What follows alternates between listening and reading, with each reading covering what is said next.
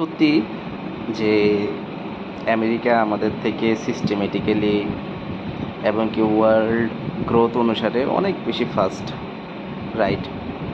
তবে এটা আমি যদিও আগে মানতাম, কিন্তু এখন কেন জানি মানতে পারছি না। কেন, কী সমস্যা হয়েছে? সমস্যাটা হচ্ছে এটাই,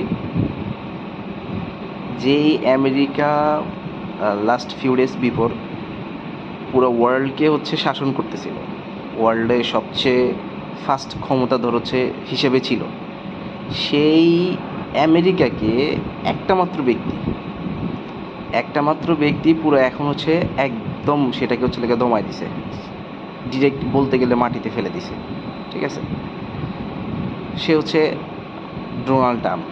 তো ওর মতো একটা লোক, সে প্রেসিডেন্ট হয়েছে, ওকে ঠিক আছে, কিন্তু সে একটা দেশের যে উঁচাই ছিল সেটাকে লেগে নিচাইতে নামে আনছে।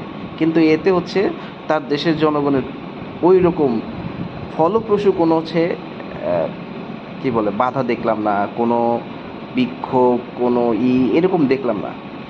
ঠিক আছে, তো এইটা এটার কারণে আমি ঠিক আমেরিকাকে আগের সেই উঁচাইতে বা আমাদের থেকে আপগ্রেড এরকমই দেখতে পাচ্ছি না।